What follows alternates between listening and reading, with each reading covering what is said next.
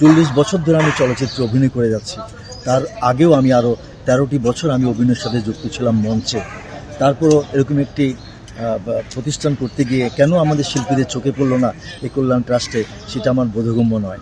আমাদের বর্তমান সভাপতি, সাধারণ সম্পাদক দুজনে দেশের বাইরে অবস্থান করছে। তারপরও আমরা যারা আছি এ দায়িত্বে, আমরা সবাই সম্প্রীতির মাধ্যমে আমাদের সমিতিটাকে আমরা ধরে রেখেছি। আমরা যেহেতু প্রথম থেকে বলে এসেছি, আমাদের এই সংগঠনটি একেবারে অরাজনৈতিক, অলাভজনক। সুতরাং রাজনৈতিকভাবে আমাদের এখানে কেউ হস্তক্ষেপ করবে কিংবা এখানে একটু অন্যরকম কিছু করতে চাইবে, আমার মনে হয় সে ধরনের কোনো অবকাশ আমাদের মধ্যে নেই।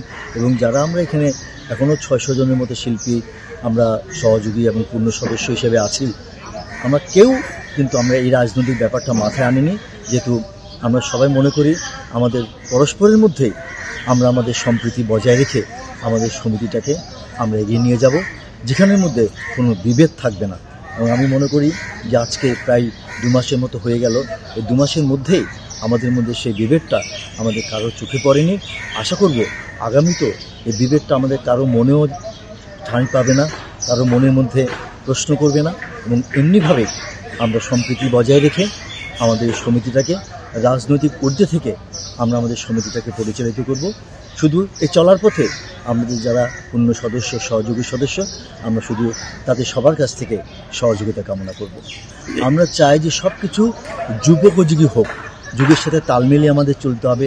সেন্সর বোর্ড সেই আমাদের মানদাত্তার আমল থেকে চলে আসছে, কিন্তু পৃথিবী এখন আর সেখানে নেই। সুতরাং আমরাও চাইব যে সেন্সর সার্টিফিকেশন কোর্স হোক, যেখানে আমরা A, B, C এরকম ভাগ করে নিয়ে আমাদের ছবিগুলিকে আমরা পরিচালিত করতে পারি, আমরা জনগণের সামনে নিয়ে আসতে পারি। আমি আমার যা বলতে চাই, আমার মনের কথাটা যেন আমাদের বর্তমান যে চলচ্চিত্রগুলি হবে সেই চলচ্চিত্রের মাধ্যমে আমরা আমাদের ভবিষ্যৎ প্রজন্মের সামনে যেন আমরা তুলে ধরতে পারি। কারণ সব কিছু যুগের সাথে তাল মিলিয়ে করতে হবে।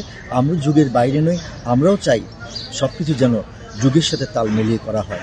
যে আমরা যারা শিল্পী হিসাবে, আমি আমার কথা বলতে পারি, 40 বছর ধরে আমি চলচ্চিত্রে অভিনয় করে যাচ্ছি। তার আগেও আমি আরও 13টি বছর আমি অভিনয়ের সাথে যুক্ত ছিলাম মঞ্চে। তারপরও এরকম একটি প্রতিষ্ঠান করতে গিয়ে কেন আমাদের শিল্পীদের চোখে পড়ল না এই কল্যাণ ট্রাস্টে, সেটা আমার বোধগম্য নয়। আমরা তো এখানে যারা একেবারে ছোটোবেলা থেকে কাজ করছি সবাইকে চিনি, সেই চেনা লোকগুলি কি এই প্রতিষ্ঠান থেকে রাখা উচিত ছিল না, এই সংস্থাকে রাখা উচিত ছিল না? তাহলে তো আমরা বুঝতে পারতাম আমাদের মধ্যে যারা অসুবিধার মধ্যে আছে তারা কিভাবে চলছে, আমরা যাতে ওতপ্রোতভাবে তাদের সাথে জড়িত। আমার মনে হয় এই সংস্থাগুলি যদি আমাদের মতো লোকগুলিকে নিয়ে আমাদেরকে রাখা হতো, তাহলে মনে হয় এই সংস্থার উপকার হতো এবং আমরা যারা ভুক্তভোগী শিল্পী ছিলাম তাদেরও মনে হয় উপকার হতো।